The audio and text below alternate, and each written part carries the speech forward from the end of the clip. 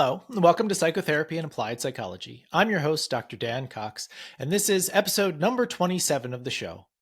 In today's conversation, we're going to be talking about a project that I was a part of and that really reshaped how I think about working with clients in suicidal crisis. Before we get into the conversation, make sure to hit the like and subscribe button below so you don't miss any of our future episodes. It really helps our show grow and keeps you in the loop on all things applied psychology and psychotherapy. You can also check out the podcast version on your favorite podcast app. Links are in the description. In today's episode, I'm joined by Johanna Mickelson, a doctoral student and researcher here at UBC with nearly a decade of experience working in crisis intervention. Together, we'll explore the model that we developed for helping clients in suicidal crisis. In particular, we'll be talking about how the project started and the gaps that we identified that we really aim to fill with this work. We'll talk about the process of developing the model, the 5 stages of the distress processing model and why they matter, and the assumptions that we had going into this work that were challenged along the way. This episode begins with Johanna responding to my question, asking her about how she thought about working with clients in suicidal crisis before she started this research. So let's dive in. I don't know if I actually really conceptualized it as distress, I think. And what I think kind of to pull it back and use that language, like I knew somebody was in crisis and was in something that was clearly causing them suffering in some capacity, in a capacity. But I think I was thinking about it more, not about them making sense of, like, processing their distress.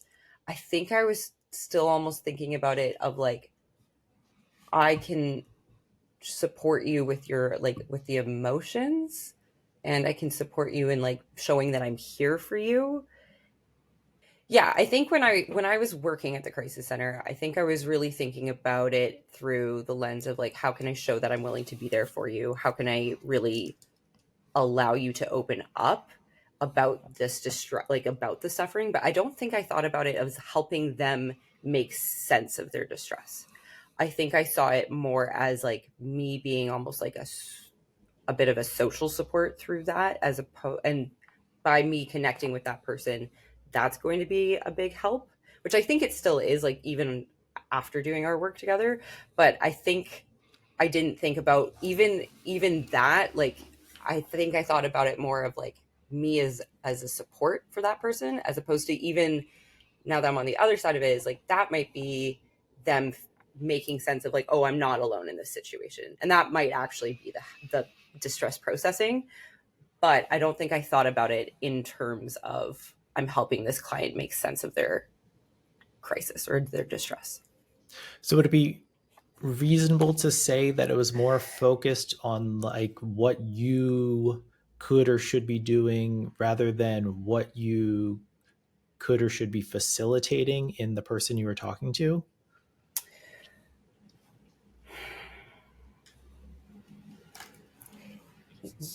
It's a bit of a blend. I would say it's a bit of a blend. So I wish I could be like yes or no. But I think what it was is like there's certain aspects that I think are prevalent throughout a lot of different kind of suicidal support systems. And those are things that I think are still really embedded in, like, these are the things you should do. So like, we should make sure that the person has a safety plan, or we should make sure they have social supports, or we should make sure that they're willing to call us again. And I think those are shoulds that I would argue are maybe not necessarily always the most helpful for the client. I think it can be, but isn't always. So I think those parts were more of like what I should be doing, that were very like, problem equal is suicide, therefore we need to try to fix that problem, which I think was taking away from the client in some ways. But other parts felt more facilitative in terms of like helping them kind of share their story in a more conversational way. Like that felt more facilitative, and I think it was still facilitating like their disclosure, but I don't think I still had it with the same intention of like, I'm doing this in order for them to understand their crisis. When you just said something like focusing on their suicide, which might have gotten in the way a little. Can you expand on that? Yeah, I think I don't want to normalize it, because I think it can be a really like stressful experience for people who are working with people in suicidal crisis is it's scary to think about somebody could kill themselves. And I think that is a scary thought for somebody. And I think, and I really respect how much responsibility people hold around that when they're working with people in suicidal crisis. And while that is really stressful, I think oftentimes we end up focusing on how do we make sure that that person doesn't kill themselves, which completely makes sense. We want to make sure that somebody doesn't die. But at the same time, I think then the focus of a lot of conversations tend to go towards the actual like means of suicide, how to make that person not kill themselves, which often can lead to maybe like a hospital intervention or something like that, as opposed to actually having the conversation with the person of how did we get here? And I think that is actually where the work is and would be in a lot of ways more helpful for the client, because if that person's not experiencing that problem or isn't in that kind of distress, then I don't think suicide would be the common kind of presenting problem. And that's, I think, where we can be more facilitative. So if we help to understand and work through how this person got here, that those suicidal desires might, the volume might be turned down on those. Exactly. Yeah. Yeah. So once you started, actually, let's just sort of get into when we were doing this research, what was the primary question or that you were trying to answer, the sort of the primary aim that you were going for in doing this work? Yeah. So I think,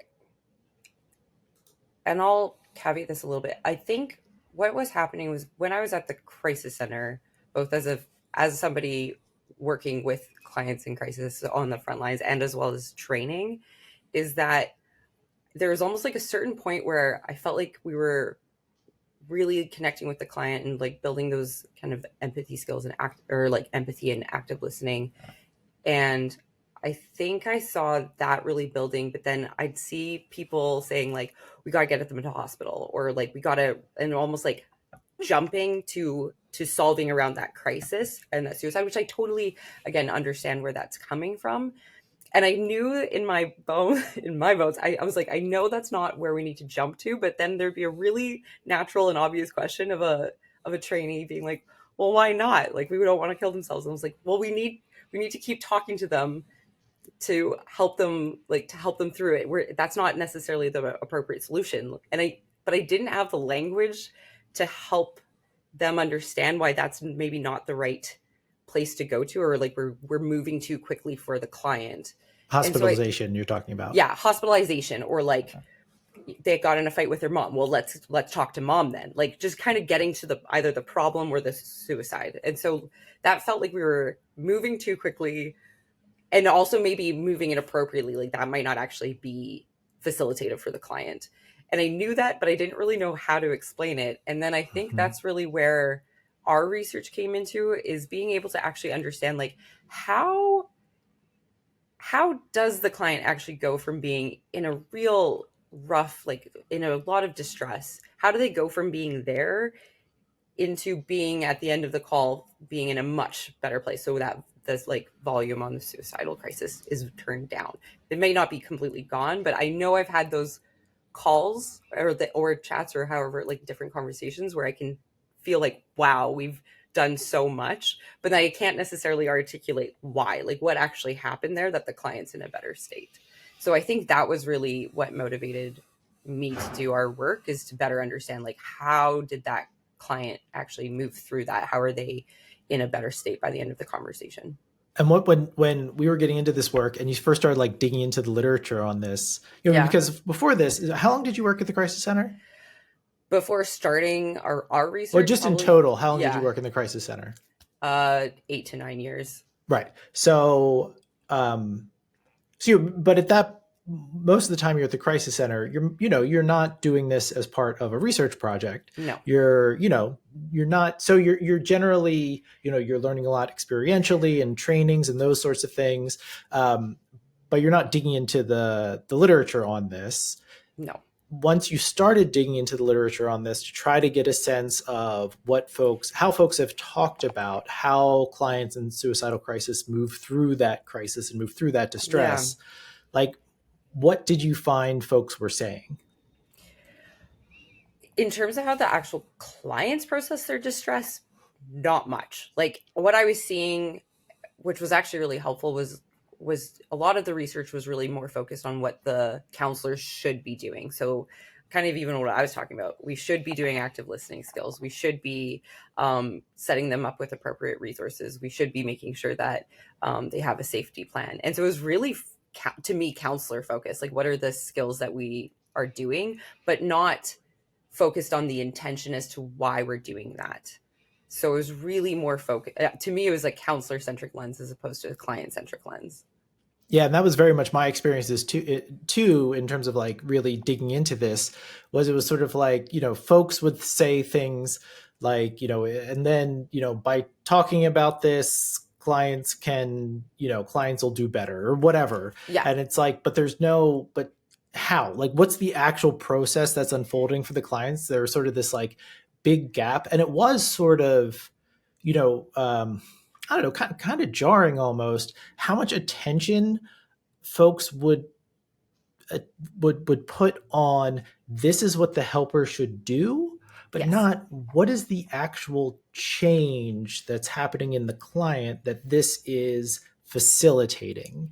And so then it sort of became, well, if I don't know what the change is, how do I know if what I like I'm going to go through the steps, but how can Yes. I track if the client is moving along with me?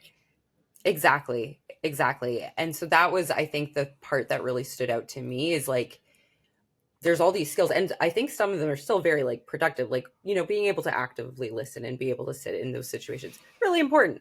I'm not trying to take that away, but I think not knowing what the intention is or what we're trying to work towards in doing some of these skills, I think leads to, so like anyone who's kind of working with clients in suicidal distress is like, it's not helping us think about what the intention is and what are the markers of change so that we can move to kind of the next stage with that client.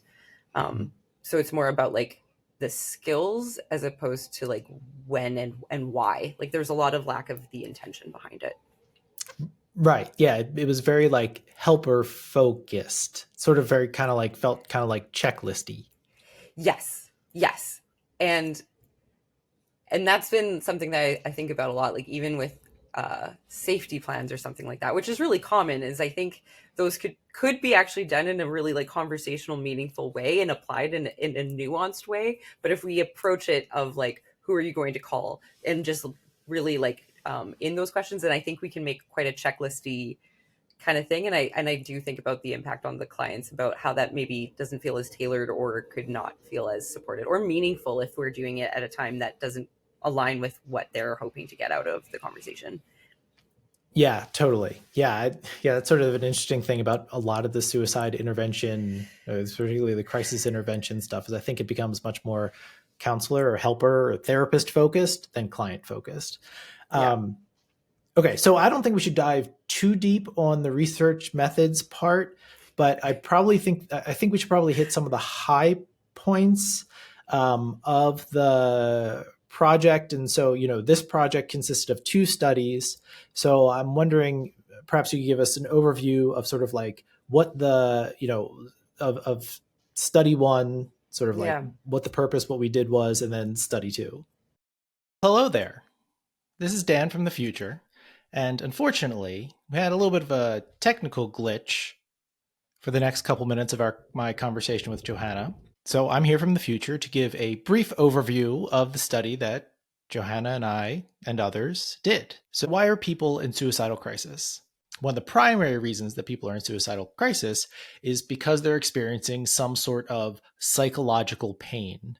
And for this project, we call it distress. And actually, later on in this conversation, Johanna and I get into why we call it distress instead of pain. So we'll just sort of hold off on that. But the idea is it's because they're in pain or distress is why they're suicidal. Lots of people in the suicidal crisis world have brought up that one of the roles of the helper working with the client in suicidal crisis is to help them to work through, make sense of whatever the psychological distress that they're in. But nobody had done any empirical study of that process of how they work through that distress. So that was really the purpose of this study. Was we wanted to take the existing research from the suicide world and from more the psychotherapy world, where folks look at how people move through or process emotions and that sort of thing, and sort of bring these things together to develop an empirical model of what does this sort of step-by-step process look like for the person in suicidal crisis as they move through that crisis, as they make sense of that distress or process that distress, which then in turn reduces their suicidality, reduces that crisis, and brings them back to baseline. So this project, I keep referring to it as this study, but it was actually two studies. So let me just talk about study one, because later on in our conversation, we dig into study two a little bit. For study one, there were three parts to it. So the first part is where we developed this, and this is mostly, pretty much all of this was mostly led by Johanna, where we developed what they call a theoretical model. So this is where you take research and theory that's been developed over the decades, sort of take that, and then you develop a model. Like, theoretically, this is what these steps or stages in which somebody will process their distress when they're in suicidal crisis, what that will look like. And you also then take that model and you get feedback from people in the field who are actually working with real folks in suicidal crisis to help their insights inform the model. So you create this, what they call this theoretical model. Then you take that model, you put it on the shelf. Then you get a whole bunch of conversations with clients who are in suicidal crisis, and you develop what they call an empirical model. So it's a purely empirically based model of how people move through this process. So what we did is we got a bunch of conversations with folks in suicidal crisis where it turned out well. And then we got a bunch of conversations with folks in suicidal crisis where it didn't turn out well.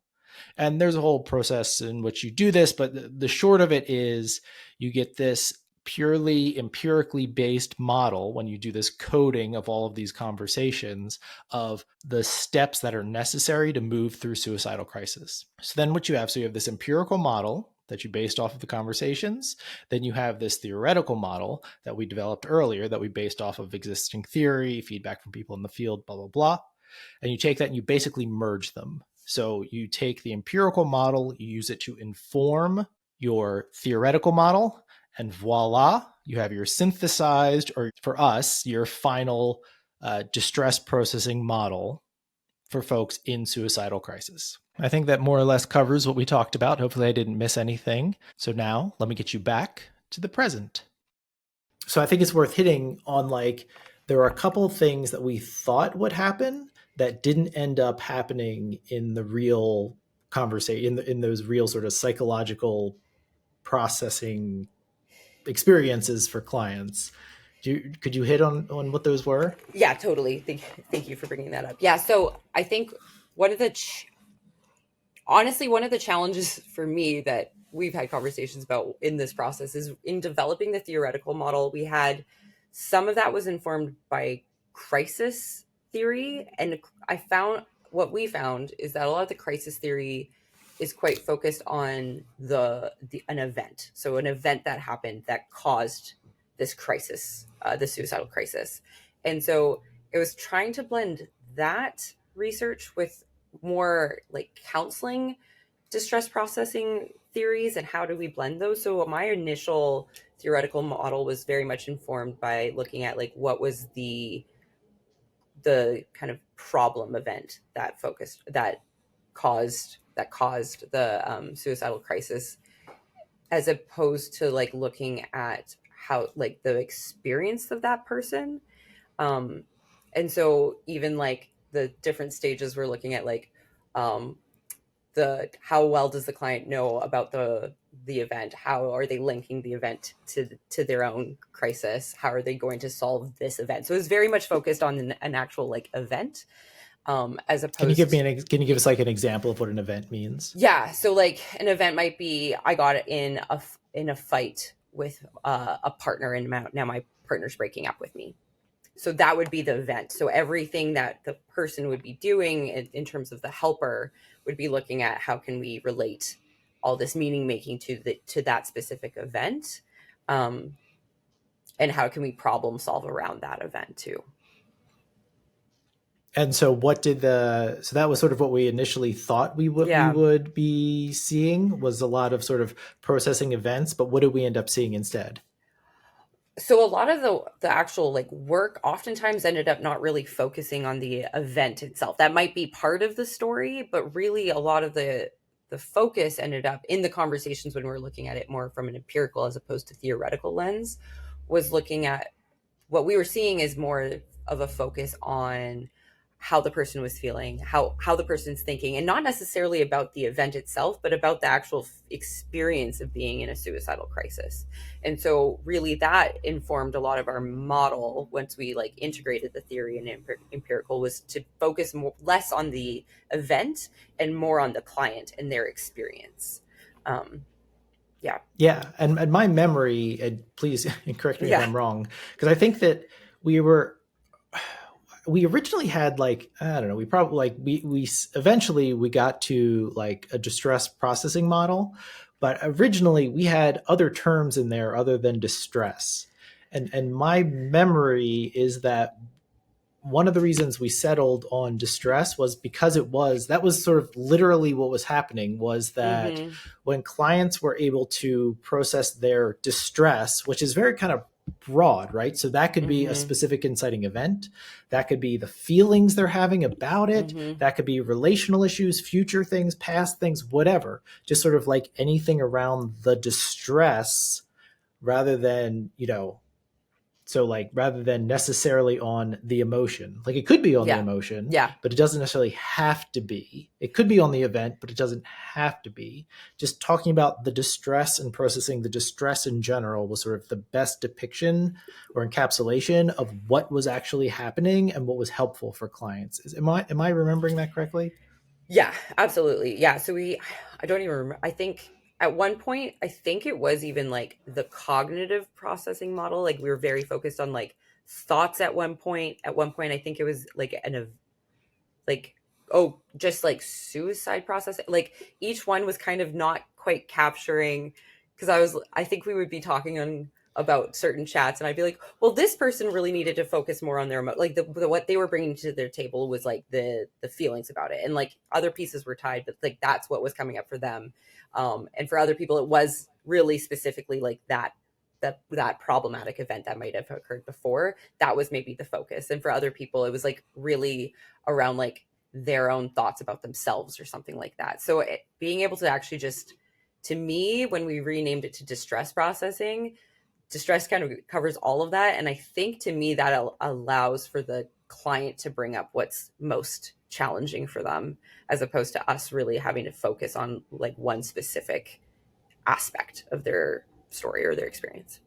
Right. Yeah. Yeah. Exactly. Yeah. And I think that, because one of the things that I always struggle with in writing about this is sort of like the term distress, like the word like pain or psychological pain. Mm-hmm. It's sort of like in some ways, I feel like that better encapsulates, I don't know, maybe it's just more pointed in terms of like, why are clients suicidal? Well, because they're in pain.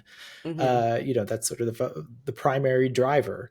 So, but and I remember I think we probably went back and forth on this a A thousand lot. times. Yeah. But I think it was that what we really came down to is what was happening is, yeah, a lot of times folks were talking about their pain, but sometimes it Mm-hmm. wasn't so narrowly focused on just pain. Mm-mm. It was other stuff as well. So that's where we sort of landed with the term distress. Yeah, like I think we even I because psyche is something that's used a lot in Right. suicide terminology, and that's something we even discussed. But then sometimes even in the conversations that were progressing, is I would say they maybe are presenting with that initial suicidal crisis or like those ideas or like yeah, suicidal ideation or something. But as they started talking further, you could almost see them bringing other aspects in that are maybe not suicide focused, but are still distressing. And so I think this allowed for that full spectrum of experience that is in some ways causing, distress. So Use why don't of we go distress through the avoidance. 5 stages, and that way folks will have context? After looking at empirical, like the actual conversations themselves, combining that with our theoretical model, then we created a synthesized distress processing model. And so what that looks like is there's 5 stages that the client should be moving through theoretically. And so what we did, so the first stage is what we call unengaged with distress. And this could look in a couple of different ways, but essentially that the client isn't actually talking about what's distressing to them. And so that could either be that we give them the invite to discuss it and they're like, it's too scary to talk about, or it's too much to talk about, or we give the invite and they maybe change the subject. But either way, we're giving that invite to discuss it, and they're in some way marking that they're not ready to, that they're not going to talk about it. So that's unengaged with distress. And then there's distress awareness, which is the awareness that they're either like that there is something distressing. That could be distressing thoughts, that could be the event that happened, or there could be emotions and they know about them, but they're and that's kind of how it's presenting. So sometimes that could even be like quite global. So like everything's terrible, or I feel awful, and they're aware of it and they're open to talking about it. And then the next stage is distress connection, which is where they're able to start talking about how they're feeling and what that's maybe connected to. So my partner broke up with me. I feel so sad. I feel heartbroken. So being able to draw the connections back to themselves. And then the next stage, the fourth stage, is distress insight, which is more about actually like, why is that important to that person? And so I like trying to explain this is that the same event could happen to 2 different people, and they're going to take very different meanings about that event. And so that to me is really the distress insight, is why is that important to you, or how is that impacting you? What meaning are you making from that? So if it's I broke up with my partner broke up with me, I'm absolutely heartbroken. I don't know if I'm going to be loved again. I don't know if I'll ever find somebody again. That could be one person's reaction, whereas somebody else could be like, my partner broke up with me. I'm really sad, but I think there's other people out there for me, and maybe I just need to take some time to figure out what's best for me. And so they can have very different reactions to the same event, and that to me is distress insight. And then the last stage is application of distress, is like, okay, so what do you want to do now that you're aware of that? And so maybe that could be an actual action. So like that could be maybe, I want to talk to my partner or something like that, or I want to talk to my other friends to get a sense of what they're thinking about what's best for me. Or it could be even just how they're making sense of the event. Like, what do I want to take away from this that helps me make sense of the event? So that could be, or their distress. So that could be something as well as like, maybe I really should kind of rethink about this. Maybe we weren't the best match in the first place. Like something that helps them kind of see it even slightly differently, or maybe gives them ideas of how they want to take action. And so that's the application of distress. And that's the full model. Right. Yeah. And so the idea here is that when folks go through these distress processing stages, so they move through them, that this is the processing of their distress, Yeah. that it will reduce their desire to die as they sort of process, gain clarity, insight. And so this was the study 1 was very much like coming up with these stages. The study 2 was what they call the validation stage, where then we took this and we applied it to a bunch of other conversations with folks in suicidal crisis and found 2 things. One, that clients who moved further along in this, that they had better outcomes, that their suicidal desire and things like that were less. And that we also found that there was this sequential nature, and we'll get into that in a few minutes, but sort of this idea of that people move through these stages sequentially, that you have to go from one before you go into the other, before you go into the other. Okay, so do you want to talk a little bit about the sort of going right at the beginning to sort of this stage one, this unengaged with distress, sort of what we thought initially and how we sort of modified that over time? Yeah. So there was a few kind of key ones. So the very first one was I called it distress avoidance. And actually, as we started talking about this with other people, I think that's where that kind of started getting more clear, is that it doesn't necessarily have to be direct, I'm intentionally avoiding this topic. But it's more like either way, they're not discussing it, but it felt like a little bit too assumptive that they're actually avoiding it. They could be also like just talking about other things, or there could be maybe discomfort, but I think avoidance was a little too, assumptive. And then distress connection stayed the same. Most Here, of Jose. them. So Oh yeah, I just sorry. want Oh yeah, to ruminate on this for a moment. yeah, So I please. think that so with the unengaged with distress that you brought up talking, which is absolutely true. Yeah, And part of this is also true. like that they are generally not engaged Yeah, with their distress. So it's yeah, not just that they're not disclosing it, it's yeah. that they just, really don't have a sense of what's Mm-hmm. going on. Right. So Mm-hmm. this would be like, just sort of feeling like they're tumbling around in a wave, but they don't really know what's happening. They just know Yeah, things aren't okay. But yeah. if you said, tell me about the pain, that they don't have a sense of that they're angry or that they're sad. Like it's not that differentiated. Right. And that'd be, Yeah, that's a better way. Yeah, I actually agree with that. And that also allows for that person, like, because to me, I think this model could kind of stand on its own without direct interaction. Um, right. and to be honest, I think you and I have even looked through a conversation where I'm not even sure the counselor said that much, to be honest, and this person was really actively doing that work. And I think even having the unengaged with distress allows for that part where they're not even, there's something that's maybe coming up for them, but they haven't even started to actually look at it. They haven't started wanting, like, that process of actually processing or making sense of their distress. Yeah, and I think, getting back, well, I guess two things. So one, what you said earlier about the where we originally had distress avoidance, Yeah. when we changed it to unengaged with distress, it's sort of, avoidance does imply this, volitional aspect of it. And Yeah. it doesn't even necessarily have to be conscious, but there is this like volitional, I'm avoiding it for, Mm-hmm. and it just seemed like, you know, frankly, I kind of feel like probably most of the time that that's true, and Yeah. uh, but it kind of felt like, is avoidance the best way Mm-hmm. 100% of the time to Mm-hmm. communicate what people are doing? I don't think so. I mean, it might Yeah. be 95% of the time, but Yeah.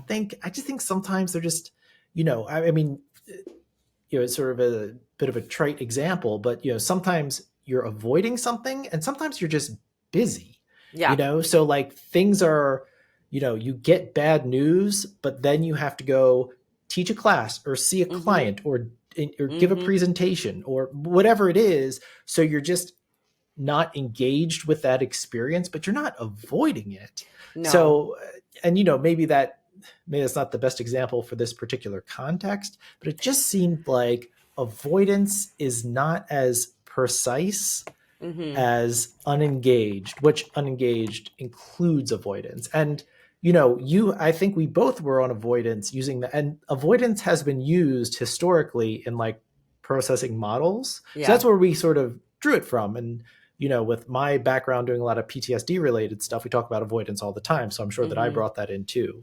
Yeah. So I just think that the unengaged was a better way to encapsulate what is going on with clients Yeah. or with people. And so then the other thing that you said that I think is important is that we're talking about these steps in this process that, just like you said, like these are the steps that or stages that folks move through in therapy or in some sort of a Mm-hmm. counseling or therapeutic context, but it doesn't have to be in that context. Yeah. So this is, people could do this just in their heads. People could do this Yes. in journaling. People could do this talking to their rabbi. Like it, in Yes. any of these contexts, It's the idea is that this is how people process the distress they experience when they're suicidal, Yeah, regardless of context. We just happen to be looking at it in this context. exactly. Yeah. Yeah. So, okay. So what do you want to jump to next? Hmm. I feel like you're about to say something about either distress awareness or distress connection. Oh, yeah. I think those two kind of generally stayed the same. And I think that actually kind of makes sense in terms of, yeah, so like being able to connect, like, or like being able to say, like, this doesn't feel good. I'm in some sort of distress, or these are the thoughts that are coming up, or here's the event that happened. I think that's that awareness to like, and here's how, this happened and this is how I'm feeling. So that connection and then the insight, those to me also had the most kind of research supporting it in other, less in the crisis, but more in the like counseling research. So those stayed the same. But what did change for us is initially we said that people would do brainstorming of how to resolve their problems and then apply their problems. Like, I'm trying to figure out what I want to do. Here's all the different things I'm thinking about. We would be helping them, brainstorm those or generate different ideas. And then they would decide on this is how I'm going to proceed. And then they would theoretically go and do that. And that's where we actually didn't see that in unfolding in the conversations we were looking at. And I think that could go of one of two ways. I think one way that could be looked at is, again, if we're not looking at it so much as like, here's this problem event that we need to solve, that brainstorming piece might not need to occur because they don't necessarily need to solve that event. And so I think sometimes they might be able to kind of see things differently, et cetera. And so we don't need to necessarily brainstorm all the different ways they could see it. Or the alternative that could be happening too is in the conversations, given the crisis context, is they could be doing that in their head of like, here's the different ways I could go about this. You know what, I've already decided, and that's how we're gonna proceed. So, but we didn't see that as much, or we didn't really see brainstorming occurring in most of the conversations we looked at. So then we ended up collapsing that into application of distress. Right. So originally we thought that folks would sort of say, okay, here are some different, I could do this, or I could do that, or I could do this, and then they would apply it. But it sort of seemed like the thinking of things to do and the applying things to do was sort of all wrapped up into one Yes. process, if you will. Yeah, exactly. Or a lot, like, honestly, most of the conversations that we saw were like, this is what a great conversation. The the person kind of had by time we got to the insight, I actually found a lot of what I actually assumed we would be doing more work in as a helper was going to be like, how do we want to resolve this? What are we thinking, etc. And that was actually almost some of the faster things that would happen, is the client kind of proceeding with like, here's how I'm going to go about it, or like, actually I should really just think about it this way. Okay, thanks so much for your time, see ya. So that stage actually tended to happen quite quickly. The application of distress insight. Yeah. So sort of the idea that once they understood why this mattered to them, Yeah. right? Like, oh, when this happened, I feel like a complete failure. I feel like I can't succeed. That sort of insight piece, that they sort of the solution, the next step, the what to do, Yeah. sort of just like, it was just sort of like, bam, bam. Yes. Yeah. When we did see it. And that's something that I don't know if we want to talk about, is that also, like, a lot of our conversations, the person was in a really good state by 3-4, like, so distress connection, or once they've really been like, this is why it's personal to me. Oftentimes they were in a pretty good place where we didn't end up actually having to explore, here's all the solutions that you could be doing, or like needing to have the chat, have them tell us like, this is my solution. Oftentimes they're like, this, I already feel a lot better, like, thank you so much for your time. So we didn't necessarily always see application of distress in every positive outcome. Yeah, I think that I just think that that's worth highlighting. So, we came up with these 5 stages, sort of this idea of, here are the 5 stages a person has to go through to process their distress. But what we ended up finding was that a lot of people who were doing really well at the end of the sessions, that they didn't make it all the way through. No. that they would make it to stage 3 or 4 Mm-hmm. and not to 5. Yes. So sort of indicating that moving along this continuum is great, and that making it all the way to 5 is not necessary to get a lot of benefit out of it. At least what we looked Yes. at, and we looked at like short-term outcomes, Yeah. just like how was it at the end of the session, over the course Mm-hmm. of the session. Because one of the things I think we talked about is like, that application, coming up with a plan of what to do next time or where to go next time. Maybe if we looked at more like long-term outcome, maybe that would matter more, where when we're just talking about resolving that crisis in that moment, it doesn't, for a good number of people, getting all the way through the 5 stages wasn't necessary. Exactly. Yeah.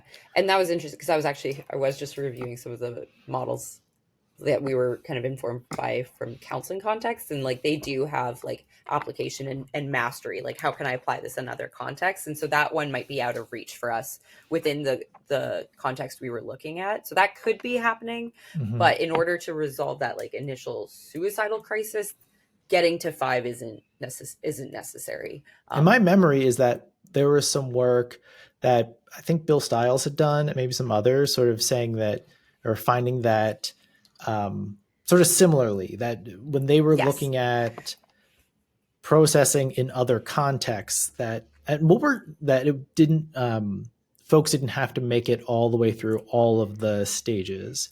So can you remind me of that? And then also, like, what were some of the other contexts that processing has been looked at? Yeah, so the one that I think you're actually talking to is, I'm nervous to get the name right, but Pascal Leon was like the global distress processing. So processing emotions and how that was linked to outcome.